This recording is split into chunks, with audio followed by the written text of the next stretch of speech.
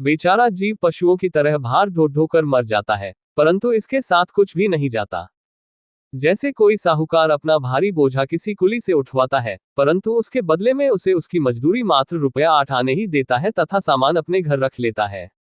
क्योंकि उस सामान पर चाहे वह लाखों करोड़ों का है, उस मजदूर उस कुली का कोई अधिकार नहीं होता। वह तो पराई वगार थी और जिसके बदले उसे मजदूरी मिल गई है।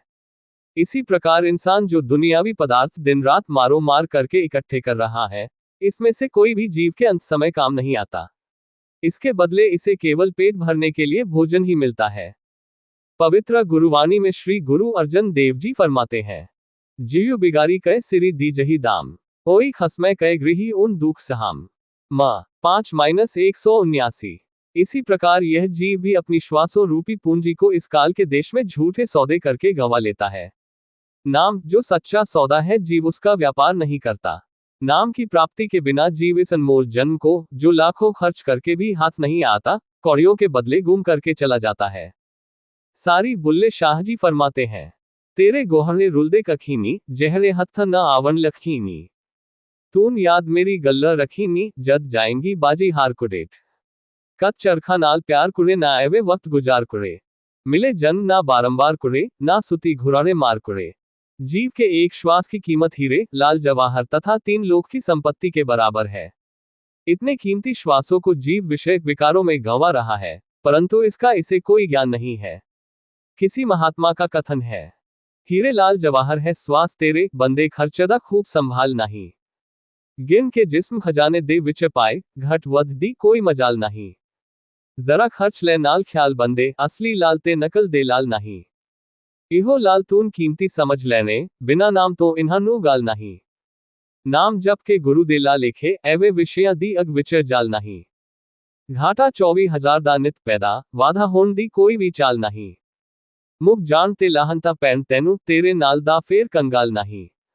ये कीमती श्वास जीव मालिक से गिन कर लाया है। खाना पीना, उठना बैठना, चलना फिरना आदि सब गिनती लेखे में है। दरगाह में गुप्त चित्रों के रूप में जीव का सारा हिसाब किताब रखा जाता है। जीव अपने जो श्वास नाम जपने में खर्च करता है, वे श्वास तो उसके खाते में जमा किए जाते हैं, लेकिन जो श्वास सांसारिक कार्यों में जीव खर्च करता है, वे जीव की कुल पूंजी श्वासों में से काट दिए जाते हैं और वहां पर पूरा पूरा इंसाफ किया जाता है। किसी से ठगी या कोई रियासत आदि नहीं की जाती। इसलिए हे जीव, तुझे जिस कार्य के लिए इस जगत में भेजा गया है, तू केवल वही कार्य ही कर और इसके अतिरिक्त दूसरे कार्यों में अपनी पूंजी को बर्बाद ना कर। किसी महात्मा ने भी फरमाया है, तैनो घलिया सी लाल खरीदने नू, ते तू कोलिया दे ढेर ला बैठा। हुक्म सी नाम कस्तूरी खरीदने दा, हिंग जवैन दे ढेर तू ला बैठा। उस शाहनू की जवाब दे से, जिस दी रकम तू खर्च करा बैठा। सारी लोका तेरी के ही सौदागरी ओए, रामहट्टी ते चोर बहा बैठा। मालिक ने इस जीव को नाम जपने के लिए मनुष्य जन्म देकर इस दुनिया पर भेजा है, ताकि यह नाम का व्यापार नाम जप करके मालिक से मिले और अपना जन्म सफल करे, परंतु ये जीव दुनिया के झूठे व्यापारों में अपनी कीमती पूंजी को व्यर्थ ही खोकर जुआरियों की तरह खाली हाथ पल्ले झाड़कर चला जाता है और कोई लाभ प्राप्त नहीं करता। इस बारी से चूका हुआ जीव फिर बेअंत समय के लिए 84 में चला जाता है। श्री गुरु अमरदास जी फरमाते हैं, तोड़ी छुड़की फिरी हाथी न आवे, अहिला जन्मू गवाया। म 3-796। श्री गुरु अर्जन देव जी भी फरमाते हैं, इसु पौड़ी ते जो नरु चुके सो आए जाए दुखु पायदा। माँ 5-1075।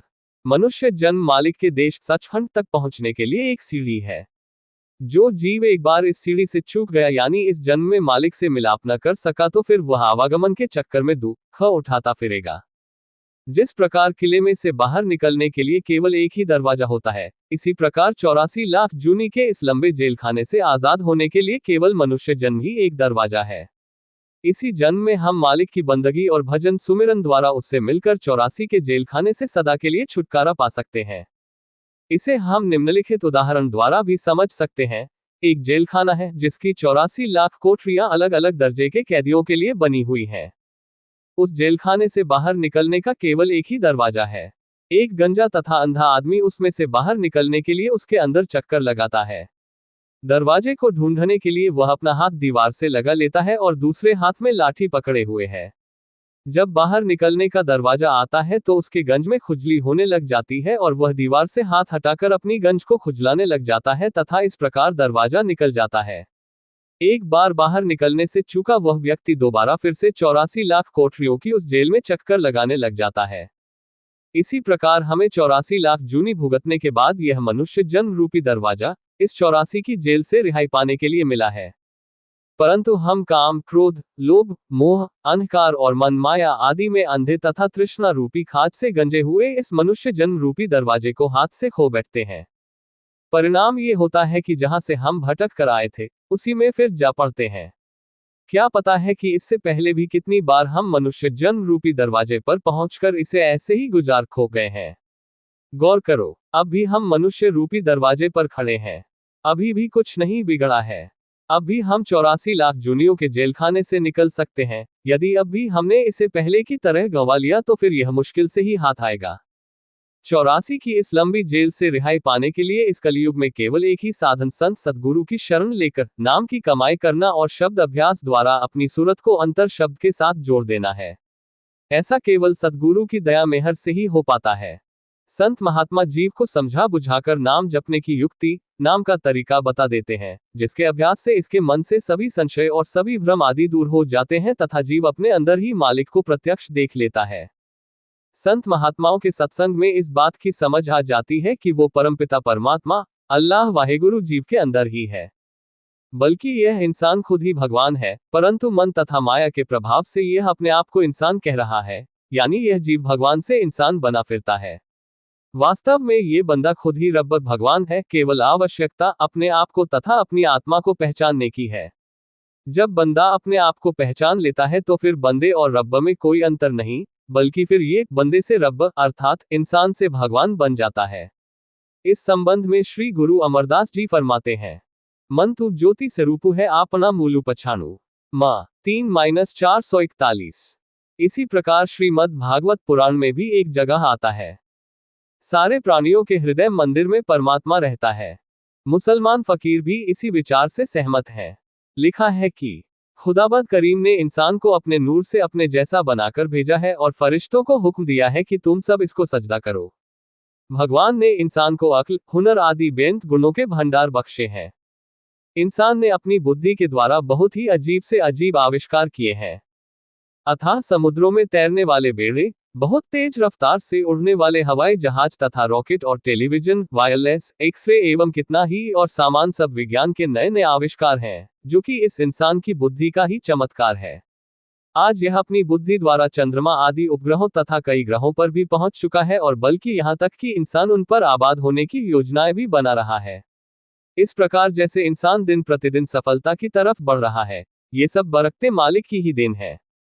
इस तरह इंसान अपनी बुद्धि द्वारा अनेक प्रकार की विद्या जानता है, परंतु अपनी आत्मा के संबंध में कुछ भी नहीं जानता, जिसके आधार पर इन सब की प्राप्ति होती है। अपनी अक्ल और विद्या द्वारा चाहे इंसान सारी दुनिया के धन पदार्थों का मालिक बन जाए, परंतु आत्मा को न पहचानने से मनुष्य जन्म का ये कीमती समय व्यर्थ ही चला जाता है। ईसाइयों की अंजील में एक स्थान पर लिखा है कि यदि किसी व्यक्ति ने अपनी आत्मा को नहीं पहचाना तो उसने कुछ भी नहीं जाना, चाहे उसने सारी दुनिया को ही जीत लिया हो। इस संसार के झूठे पदार्थ तो इकट्ठे कर लिए, परंतु अपने लिए कुछ न कमाया। बाइबल।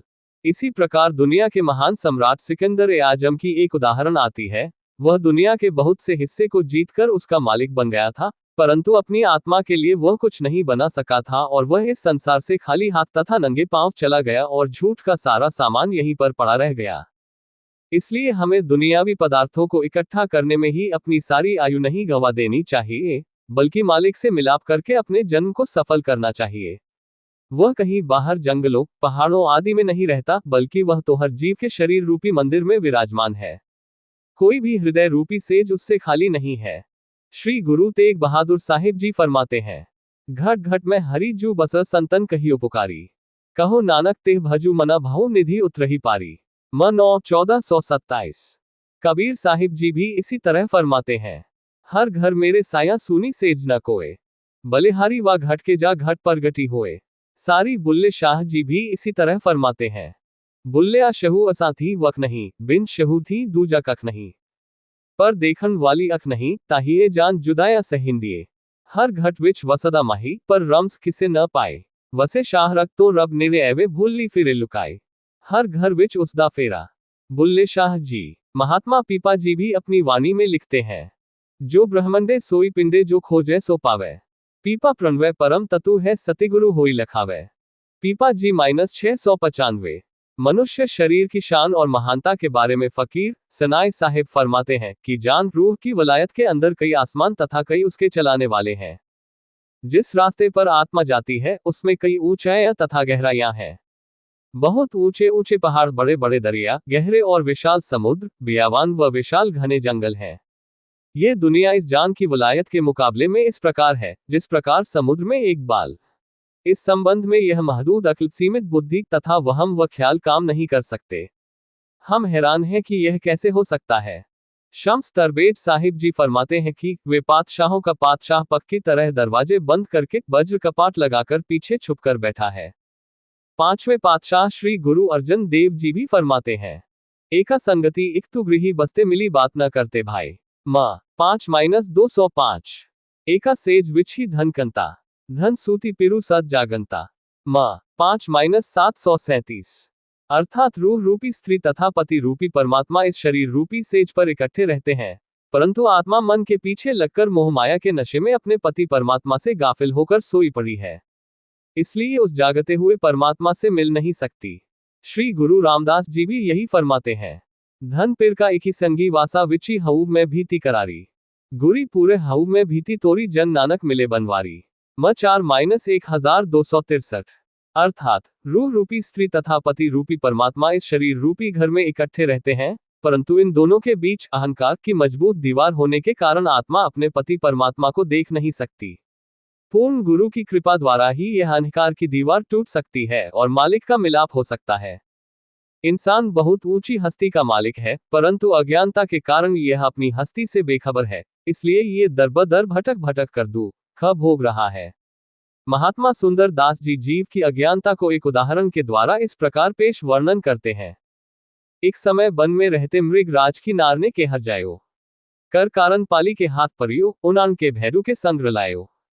भूल गयो निज के पराक्रम, सो हंधू भयो हरि दूत चरायो। ऐसे ही सुंदर भूल के आत्मा निज स्वरूप को जीव कहायो। अर्थात एक समय का जिक्र है कि एक शेरनी अपने बच्चे को जन्म देकर जंगल में चली गई तथा वापस न आई। एक दिन एक चरवाह उस शेरनी के बच्चे को अकेला पड़ा देखकर अपने घर ले आया तथा अपनी भेड़ बकरियों के रेवड़ में रख लिया। वह चरवाहा उसे भेड़ बकरियों को दूध पिलाता रहा। धीरे धीरे शेरनी का बच्चा कुछ बड़ा हो गया। वह रेवड़ के साथ ही बाहर चरने के लिए जाता और उनके साथ ही रहता। इस प्रकार शेर के बच्चे का उन भेड़ बकरियों के साथ मोह हो गया और अपने आप को भूलकर उनको ही अपने बहन भाई समझने लगा। कुछ समय के बाद अचानक एक शेर का उधर आना हुआ। वह शेर उस बच्चे को भेड़ बकरियों के साथ फिरता देखकर बहुत ही हैरान हुआ। मौका पाकर शेर उस बच्चे के पास गया तथा हैरानी से पूछा कि तू शेर का बच्चा होकर भेड़ बकरियों के साथ क्यों फिरता है? तू तो बहुत ऊंची हस्ती का मालिक है। ये सब नीच और छोटी जूनियों में है। ये तो हमारा भोजन है। शेर के बच्चे ने उत्तर दिया, नहीं, मैं तो इनकी अंश हूं। इनमें ही मेरा जन्म हुआ है। इनका दूध पीकर मैं बड़ा हुआ हूं तथा इनके साथ ही मैं खेलता हूं। ये मुझे बहुत प्यार करते हैं और मेरे दिल में इनके प्रति अथाह प्यार है। आप गलत कहते हैं, यही मेरे माता पिता हैं और यही मेरे बहन भाई हैं। शेर उस बच्चे को किसी तरह पास ही एक दरिया के किनारे पर ले गया। शेर ने कहा, पानी में देख, क्या तेरी और मेरी शक्ल मिलती है? उस बच्चे ने पानी में देखकर कहा कि शक्ल तो अपनी एक जैसी ही है। शेर ने फिर कहा कि जैसे मैं गरजता दहाड़ता हूं वैसे तुम भी गर्जना और फिर देखना कि अपनी आवाज भी मिलती है या नहीं। पहले शेर गरजा और उसके साथ ही बच्चा भी गरजा। उन दोनों का गर्जना ही था कि भेड़ बकरियां तथा चरवाहा आदि सब भाग गए। इस प्रकार वह शेर का बच्चा शेर के साथ अपने घर जंगल को चला गया। इसी प्रकार आत्मा रूपी शेर का बच्चा मन रूपी चरवाहे तथा इंद्रियों रूपी भेड़ बकरियों के साथ अपनी जाति से बेखबर होकर फिर रहा है। जब कोई संत सद्गुरु रूपी शेर इस आत्मा रूपी शेर के बच्चे को अपनी गरज आवाज सुनाते हैं, यानी नाम शब्द की दौलत बख्शकर उसे अपने निज स्वरूप से जानकारी करवाते हैं, तो मन रूपी चरवाहा तथा इंद्रियां रूपी भेड़ बकरियां आदि सब भाग जाते हैं और आत्मा अपने घर सचखंड अपने मालिक निज स्वरूप में जा समाती है। इस प्रकार जीव आत्मा जन्म मरण के दुख खो से सदा के लिए छुटकारा पा लेती है। हम सब जीव माया के कारण ही अपने मालिक से अलग होकर जन्म मरण के चक्कर में पड़े बेअंत दुख उठा रहे हैं और दरबदर भटक रहे हैं। ऋषि काकभूषण जी लिखते हैं कि हे गुसारी, ये जीव ईश्वर के अंश होते हुए भी माया के वश होकर बंदर तथा तोते की तरह इसमें फंस गया है। जैसे बंदर को पकड़ने के लिए तंग मुंह वाली एक मटकी में चने डालकर रखे जाते हैं। चने निकालने के लिए बंदर अपना हाथ उस मटकी में डाल देता है। चनों से भरी मुट्ठी मटकी का मुंह तंग होने के कारण बाहर नहीं निकलती और बंदर चनों के लालच में अपनी मुट्ठी को नहीं खोलता और इस प्रकार वह पकड़ लिया जाता है। इसी प्रकार तोते को पकड़ने वाले तार में एक नलकी डालकर तार के दोनों सिरों को बांध देते हैं। जब कोई तोता उस पर आकर बैठता है तो नलकी घूम जाती है तथा तोता नीचे की तरफ उल्टा लटक जाता है, मगर वह नलकी को छोड़ता नहीं। उसको शक हो जाता है कि यदि मैंने अपने पंजे छोड़ दिए तो मैं नीचे गिरकर मर जाऊंगा और सीधा वह हो नहीं सकता। इसी हालत में वह पकड़ लिया जाता है। इसी प्रकार ही जीव को मन तथा माया ने फंसा रखा है। इस संबंध में संत तुलसीदास जी लिखते हैं, तब से जीव भया संसारी, छुटे न ग्रंथि न होए सुखारी। श्रुति पुराण सब कहियो उपाय, छुटे न अधिक अधिक उलझाए। अर्थात जब से यह जीव इस संसार के अंदर जन्म मरण के चक्कर में आया है, जड़ और चेतन मन व आत्मा की गुत्थी को सुलझा नहीं सका। जब तक ये गांठ नहीं खुलती तब तक जीव आजाद तथा सुखी नहीं हो सकता। वेद पुराणों में इस गांठ को सुलझाने के लिए कई ढंग बताए गए हैं, परंतु उनसे ये गांठ सुलझती नहीं, बल्कि और अधिक उलझे जा रही है। मन तथा आत्मा की गांठ को सुलझाने के लिए कबीर साहिब जी इस प्रकार फरमाते हैं, कही कबीर जिसु उदरु तिसु माया, तब छूटे जब साधु पाया। कबीर जी 1160। यदि जीव संत सद्गुरु की शरण में आ जाता है तो वह अपनी दया से जीवात्मा की चिरकाल से बंधी जड़ चेतन की गांठ को खोल देते हैं तथा आत्मा को मन की कैद से आजाद करवा देते हैं। ये काल का देश है। काल नहीं चाहता कि कोई भी जीव उसके देश से निकलकर मालिक के साथ जा मिले और उसका देश खाली हो जाए। इसलिए उसने हर जीवात्मा के साथ माया को लगा रखा है। इस संबंध में कबीर साहिब जी फरमाते हैं, जल मही मीन माया के बेधे, दीपक पतंग माया के छेदे, काम माया कुचर कौ बिया पई, भुरंगम भृंग माया मही खापे, माया ऐसी मोहनी भाई, जेते जिया तेते ढहकाए। कबीर जी 1160। अर्थात माया का जाल बहुत ही जबरदस्त है। जल में जितने भी जीव जंतु मछलियां आदि हैं, सब माया ने अपने घेरे में लिए हुए हैं। पतंगा भी माया के कारण ही दीपक पर चक्कर लगाता है। हाथी को काम विषय का ख्याल भी माया के कारण ही आता है और सांप भृंगी आदि सब जीव माया में ही बंधे हुए हैं। इसलिए हे भाई, माया ऐसी ठगनी तथा इस प्रकार मोह लेने वाली है कि जितने भी जीव हैं, ये सबको खा रही है। कबीर साहिब जी फिर फरमाते हैं, छे जति माया के बंदा, नवे नाथ सूरज अरु चंदा, तपे रखी से माया मही सूता, माया मही कालू अरु पंचदूता। कबीर जी 1160। अर्थात माया इतनी जबरदस्त ताकत है कि 6 जति, 9 नाथ, सूर्य और चंद्रमा सभी इसके ही गुलाम हैं। तप करने वाले तपस्वी तथा ऋषि मुनि आदि सब माया की नींद में सोए हैं। यहाँ तक कि काल मौत तथा 5 दूत काम, क्रोध, लोभ, मोह, अहंकार सभी माया के वश में हैं। इस तरह बहुत बड़ी बड़ी ताकतें माया ने अपने घेरे में ले रखी हैं। इस तरह माया ने इस जीव बेचारे को कमजोर तथा मजबूर कर रखा है। माया का दूसरा नाम अज्ञानता है। माया का जीव के ऊपर ऐसा जबरदस्त पर्दा पड़ा हुआ है कि यह बेचारा अपने आप से बेखबर है और मालिक को भी बहुत दूर समझता है। यदि माया न होती तो सब जीवों को ज्ञान होता और सभी मुक्ति प्राप्त कर लेते। इस विषय में श्रीमद् भागवत पुराण स्कंध 22वें के अध्याय 25वें में श्री कृष्ण जी महाराज लिखते हैं, हे उद्धव, यदि सब मनुष्यों को ज्ञान हो जाए तो सभी मुक्ति प्राप्त कर जाए तथा बारंबार जन्म मरण के चक्कर में न पड़े। इसका कारण केवल माया है जो जीव को ज्ञान नहीं होने देती।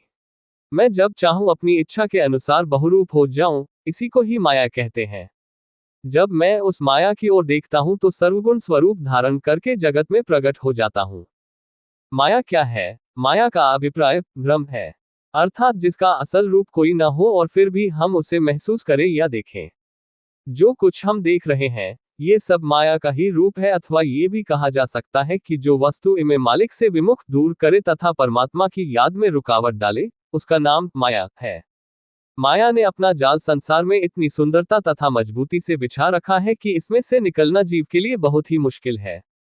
माया केवल भ्रम, वहम, अज्ञानता तथा भूल का ही नाम है। ये सब माया के ही अंग हैं। वास्तव में इनका अपना कोई स्वरूप नहीं है। जो वस्तु नजर ना आए परंतु उसे महसूस किया जा सके उसे अज्ञान या भ्रम कहते हैं।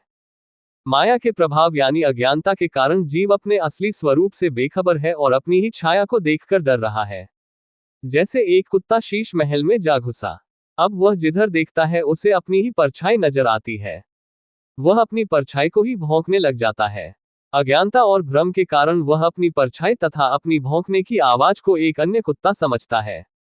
इस प्रकार वह भौंक भौंक कर उस महल में ही अपनी जान गंवा लेता है। इसी प्रकार एक बार एक आदमी घोड़े पर सवार हुआ जा रहा था। घोड़े की पीठ सूर्य की ओर थी। अब घोड़ा जो भी हरकत करता अपनी परछाई में वह उसी प्रकार देखता। घोड़ा अपनी परछाई को देखकर डर गया और इसी भय के कारण वह अपने सवार को कभी किसी और तथा कभी किसी और ले भागा।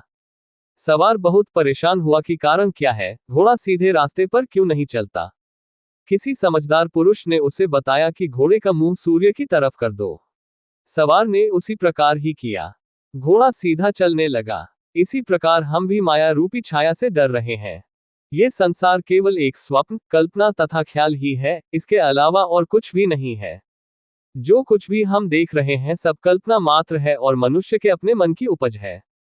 अपने ख्यालों द्वारा जीव फंसता है और अपने ख्यालों द्वारा ही छूट सकता है। माया ठीक उस अंधेरे की तरह है जो सूर्य के न होने से प्रतीत होता है तथा सूर्य का प्रकाश होने पर समाप्त हो जाता है। यदि अंधेरे का कोई रूप होता तो वह सूर्य के होते हुए भी अवश्य दिखाई देता। इसी प्रकार माया का भी कोई रूप नहीं है। ये केवल भ्रम मात्र है। ज्ञान रूपी प्रकाश होने पर माया, अज्ञानता व भ्रम का पर्दा दूर हो जाता है। कुत्ता शीश महल में अपनी छाया को देखकर भौंकता है तथा भौंक भौंक कर मर जाता है। शेर कुएं में अपनी छाया को देखकर कूद पड़ता है तथा अपनी जान गंवा बैठता है। हाथी चमकीले पत्थर में अपना ही रूप देखकर उससे टक्कर मार मार कर अपना माथा फोड़ लेता है। ये सब भ्रम के द्वारा ही होता है। कबीर साहिब जी माया के बारे में फरमाते हैं, कालबूत की हसतनी मन बुरा रे चलतू रचियो जगदीस। काम सुआई गज बसी परे मन बुरा रे एनकसु सहियो सीस। बिखे बाचू हरि राचू समझू मन बुरा रे। निर्भय होई न हरि भजे मन बुरा रे गहियो न राम जहाजू। मरकट मुष्टि अनाज की मन बुरा रे लीनी हाथू पसारी। छूटन को सहसा परिया मन बुरा रे नाचियो घर घर बारी। जियु नलनी सुअटा गहियो मन बुरा रे माया एहू बियो हारू। जैसा रंग कसुम का मन बुरा रे तियु पसरियो पासारू। कबीर जी 335। अर्थात हाथी को पकड़ने के लिए कागजों की एक हथिनी बना ली जाती है। एक गहरा गड्ढा खोदकर उसके ऊपर हल्की सी छत बना ली जाती है और उस छत के ऊपर कागजों की बनी हथिनी को खड़ा कर दिया जाता है। काम वासना में अंधा हुआ हाथी जब हथिनी के पास आता है तो गड्ढे में जा गिरता है। इस प्रकार उसे कई दिन तक भूखा प्यासा रखकर काबू कर लिया जाता है और फिर उसे सारी उम्र अंकुशों की मार सहनी पड़ती है। इसी प्रकार जीव को फंसाने के लिए काल ने माया रूपी हथिनी बनाई हुई है। इसलिए हे जीव, माया तथा विषयों में मस्त होकर मालिक को मत भूल, वरना हाथी की तरह तुझे भी अंकुशों की मार सहनी पड़ेगी। हे पागल मन, तू समझ ले, विषय वासनाओं को त्याग कर मालिक के नाम रस में लीन हो। हे पागल मन, तू निर्भय होकर अकाल पुरुष के नाम का सुमिरन कर और राम नाम के जहाज को ग्रहण कर। इसी प्रकार बंदर लालच वश होकर और तोते को भ्रम हो जाने पर वश में कर लिया जाता है। लालच में फंसा बंदर मदारी का गुलाम बनकर सारी उम्र दर ब दर भटकता रहता है और भ्रम के कारण तोता उम्र भर के लिए पिंजरे में कैदी बनकर ही रह जाता है। क्योंकि माया का व्यवहार ही ऐसा है। इसका रंग कुसुम्भे के रंग की भांति आकर्षक किंतु कच्चा व अस्थायी है। माया का प्रभाव सारे जगत में फैला हुआ है। माया वृक्ष की छाया के समान अस्थिर है। इसके जाल से हरि की सेवा के बिना मुक्त होना अति कठिन है। इस संबंध में कबीर साहिब जी फरमाते हैं, जस देखिए तरवर की छाया, प्राण गए कहुका की माया। कबीर जी 325। अर्थात जिस प्रकार वृक्ष की छाया एक जगह नहीं रहती यानी अस्थिर है, इसी प्रकार माया भी चलायमान। प्राण निकल जाने के बाद कोई भी दुनियावी मायक पदार्थ साथ नहीं जाता, सब यहीं पर ही पड़े रह जाते हैं। माया के दो रूप हैं, अज्ञानता तथा भ्रम के अतिरिक्त माया के और भी दो रूप हैं। एक जड़ माया और दूसरी चेतन माया। जड़ माया रुपए पैसे, सोना चांदी, जमीन जायदाद, महल हवेलियां आदि और संसार के सभी पदार्थ जिनका संबंध इस शरीर से है, न मृत्यु के समय कुछ काम आता है और न ही मृत्यु के बाद कोई जीव के काम आता है। ये सब जड़ माया में शामिल हैं, परंतु इंसान इस भ्रम में रहता है कि ये सब पदार्थ जितने इकट्ठे कर लिए जाएं, सब अपने और काम आने वाले हैं, इसलिए यह अपनी सारी उम्र इन पदार्थों के एकत्र करने में ही गंवा देता है। चेतन माया स्त्री पुत्र बाल परिवार बहन भाई माता पिता रिश्तेदार संबंधी आदि चेतन माया में शामिल हैं, जिन्हें ये जीव अपने सच्चे मित्र सहयोगी व सच्चे हमदर्द समझता है। ये भी केवल भ्रम ही है। इसी भ्रम में रहता मनुष्य अपनी अति आवश्यक वस्तु आत्मा व परमात्मा का कोई ख्याल नहीं करता और न ही ईश्वर की भक्ति में कोई रुचि रखता है। या यूं कह ले कि मालिक की भक्ति में यदि कोई रुकावट है तो केवल माया की ही है। माया चाहे जड़ हो या चेतन एक प्रकार की जहर है, जिसके प्रभाव से इंसान सत्य असत्य और अच्छे बुरे की कोई पहचान नहीं कर पाता तथा सत्य वस्तु प्रभु के नाम यानी राम नाम के आनंद से कोरा रह जाता है। कबीर साहिब जी फरमाते हैं कि माया के दुरुपयोग से जीव को नरकों में जाना पड़ता है और इसके सदुपयोग से जीवात्मा को मुक्ति का रास्ता मिलता है। माया है दो भांति की, दो चलावे राह, एक मिलावे राम से एक नरक ले जा। माया का सदुपयोग साधु महात्मा मालिक के भक्तों व साथ संगत की सेवा और भूखे को भोजन प्यासे को पानी किसी दीनहीन बीमार व लाचार की सहायता पर किया गया खर्च धन पदार्थ माया का सदुपयोग है। इस प्रकार परमार्थ के कार्यों में खर्च किए गए वे सब पदार्थ फलदायक होते हैं और आगे भी उनका फल कई गुना मिलता है। माया का दुरुपयोग माया को विषय विकारों मांस मदिरा और बुरे कार्यों में लगाना इसका दुरुपयोग है, जिस कारण जीव को नरकों में जाना पड़ता है और 84 लाख जूनियों में दर ब दर भटकना पड़ता है। ये काल का देश है। काल ने मालिक की रूहों को इस शक्तिशाली माया के प्रभाव से ही अपने देश त्रिलोकी में कैद किया हुआ है, जिस कारण से बेचारे जीव मालिक से दूर हैं। मन व माया के इस जबरदस्त प्रभाव से केवल संत महात्मा और गुरुमुख जीव ही बचे हुए हैं। शेष सारी त्रिलोकी पर माया का प्रभाव छाया हुआ है। दुनिया के सब जीव माया के पीछे मारे मारे फिरते हैं, परंतु संतों ने इसे अपने वश में किया हुआ है। इस संबंध में कबीर साहिब जी फरमाते हैं, ना कहू काटी कानहू काटी काटी कूटी कैडारी, कहो कबीर संतन की बैरनी तीनी लोक की प्यारी। कबीर जी 476। अर्थात इस झूठी माया से तो केवल संत महात्मा ही जानकार हैं जो कि इसकी दुर्दशा करते हैं और इससे सख्त घृणा करते हैं। यानी सच्चे संत महात्माओं को माया में बिल्कुल भी रुचि नहीं होती, परंतु काल के तीनों लोकों में इससे बहुत प्यार किया जाता है। सारी त्रिलोकी माया की चाहवान है।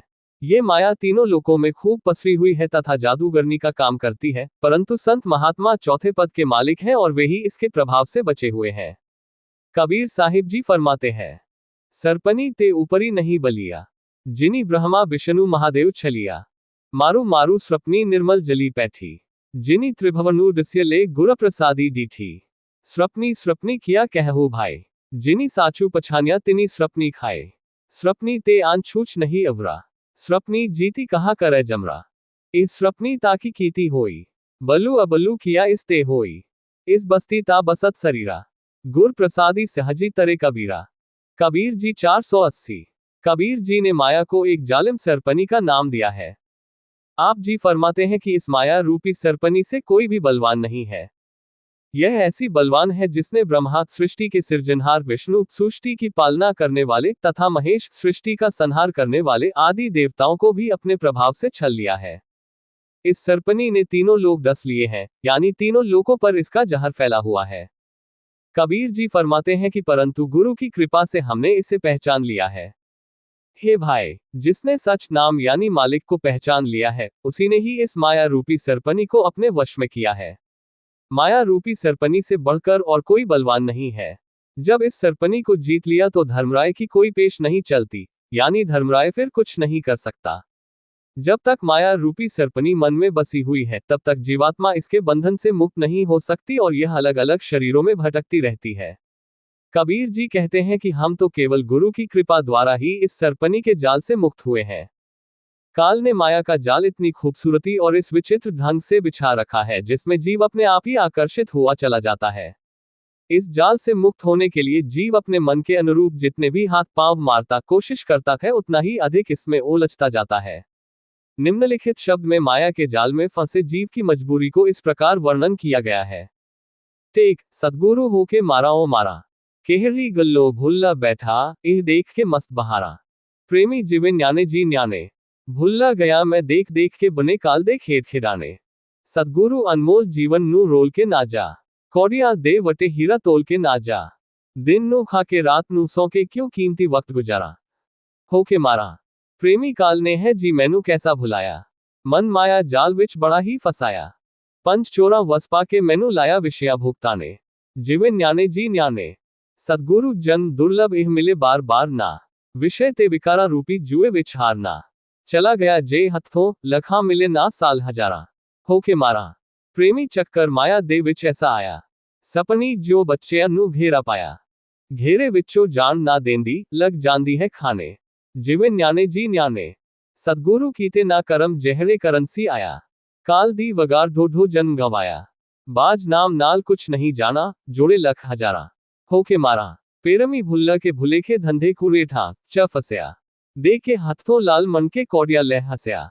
मैं जानिया इह काम आऊंगे नाल मेरे हन जाने।